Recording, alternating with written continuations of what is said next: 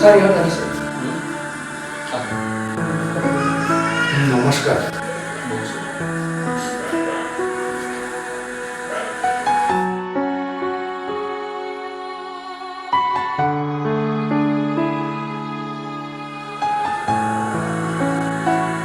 আপোনাৰ নামটো কি আছিল? ৰবীন দাস ছাৰ।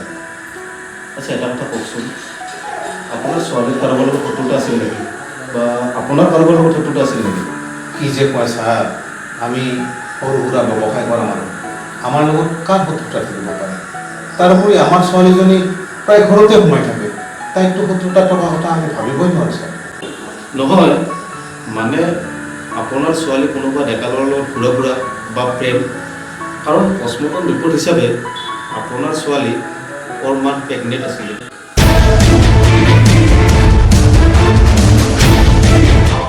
আপুনি কি কৈছে ছাৰ?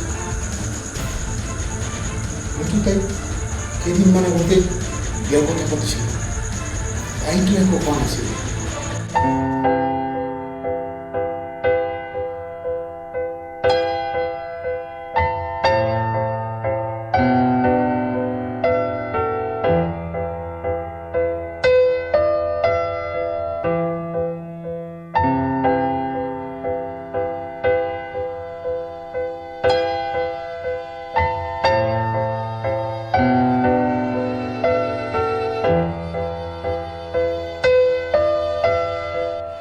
মাজনীও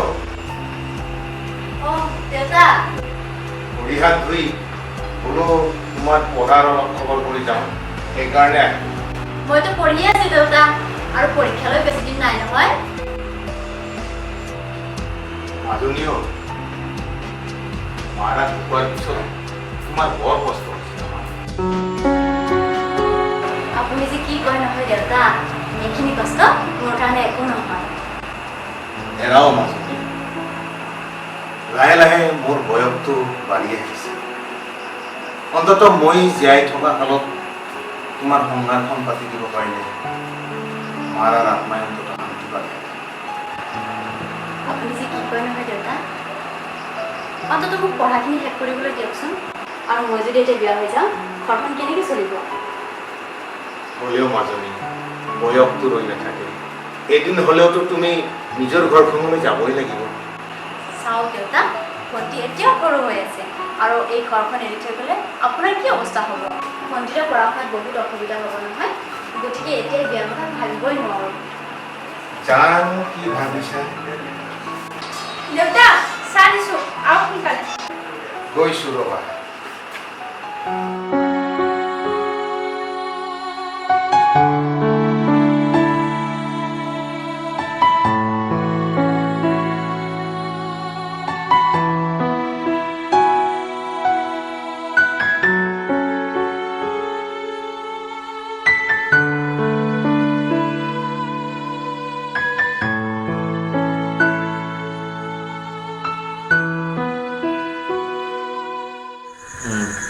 আপোনাৰ কথাখিনি বুজি পালোঁ। আচ্ছা, তুমি মোক কোৱাচোন, তুমি তোমাৰ বাইদেউৰ বিষয়ে কিবা তেনেকুৱা জানা নেকি? মই জনাত বাইদেউৰ এজনী বান্ধৱী আছিলে, বৰ্ণালীবা। তাইৰ বাহিৰেতো তাইৰ কোনো বন্ধু বান্ধৱী নাছিল। অৱশ্যে কেইদিনমান আগৰ পৰা মই লক্ষ্য কৰি আছিলোঁ, বাইদেউ কিবা এটা কথাত গহীন হৈ আছিলে। মই বহুবাৰ সুধিলোঁ, কিন্তু বাইদেৱে একো নক'লে।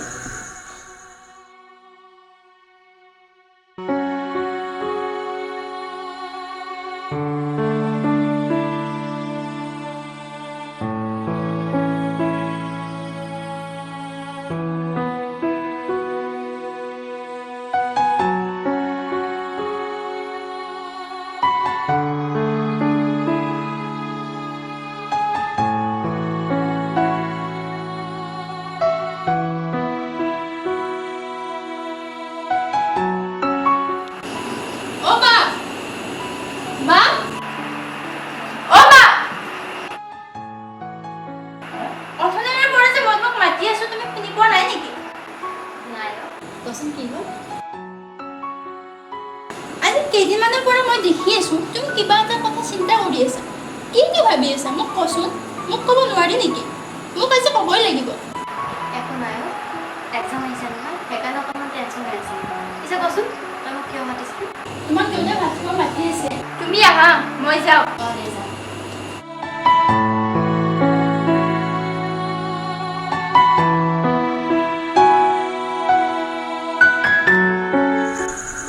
ঠিক আছে আপোনালোকৰ সকলোখিনি কথা মই বুজি পালোঁ আপোনালোকে এতিয়া যাওক যদি দৰকাৰ পৰে মই আকৌ মাতি পঠাম ঠিক আছে ঠিক আছে ছাৰ আমি আহিছোঁ বোলা মাজনী আহক দেউতা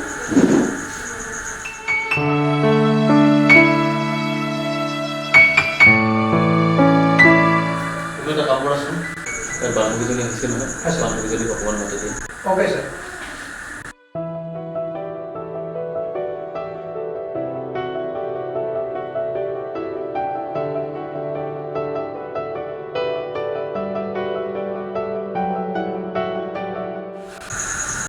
তোমাৰ নামটো কি আছে স্যাৰ বৰ্ণালী বৰুৱা নিজৰ তোমাৰ বান্ধৱী আছে হয় ছাৰ তেখেত কোন এখেত মোৰ হ'বলগীয়া স্বামী আচ্ছা আপুনিতো গমেই পাইছে আপোনাৰ বান্ধৱী ফৰ্মেল প্ৰেগনেণ্ট আছিলে আপুনি তাইৰ বেষ্ট ফ্ৰেণ্ড হৈ আপুনি কি একো নাজানে নেকি নাই নাই ছাৰ মই একোৱেই নাজানো আচলতে তাই মোক একো কথাই খুলি কোৱা নাছিলে বাৰু তাই কাৰোবাৰ লগত শত্ৰুতা বা কাজিয়া তেনেকুৱা কিবা আছিলে নেকি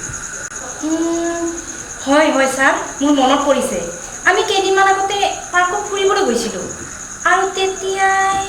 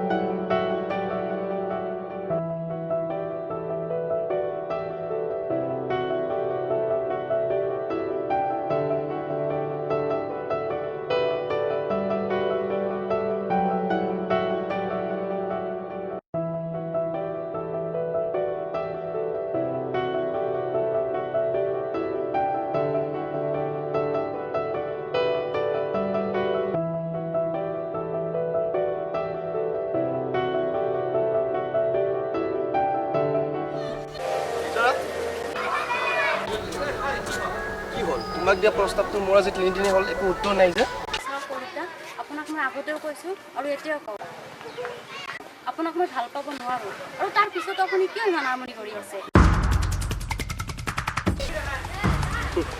মোৰে ভুল হৈছে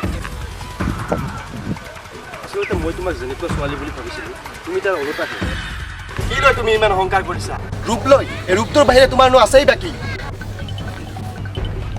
কাৰণ যিয়েই নহওক আপোনাক মই ভাল পাব নোৱাৰোঁ এইটো মোৰ শেষ আৰু ফাইনেল এনচাৰ কিহৰ বাবে তুমি মোৰ প্ৰস্তাৱ মানি ল'ব পৰা নাই মই কি নাজানা বুলি ভাবিছা নেকি মানে আপুনি কি ক'ব বিচাৰিছে আচলতে তোমাক দামী গাড়ী দামী বাইক থকা ল'ৰাহে লাগে আমাৰ নিচিনা ল'ৰাক ক'ত পাত্তা দিবা কাৰণ তুমি এজনী চৰিত্ৰহীন ছোৱালী কি ক'লে আপুনি কথা ভালকে ক'ব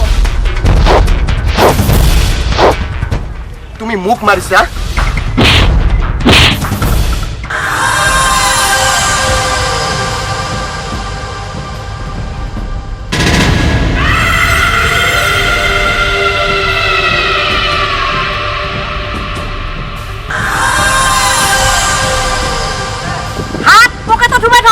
নহ'লে উগাৰি পেলাম মই তোমাক সুধাই নাই এই অপমানৰ প্ৰতিশোধ মই লৈহে অপতা যা যা তহঁতৰ দৰে ল'ৰা বহুত দেখিছোঁ হয় বল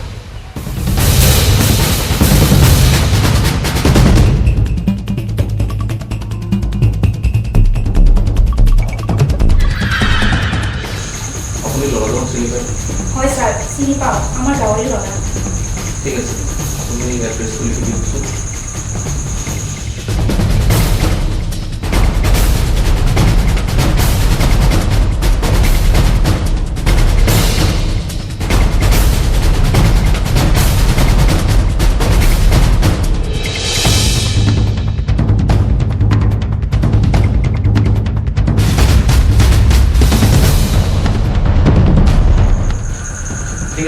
এতিয়া আপোনালোকে যাওক কিবা দৰকাৰ হ'লে মই আকৌ মাতি পঠাম আহিব হ'ব ছাৰ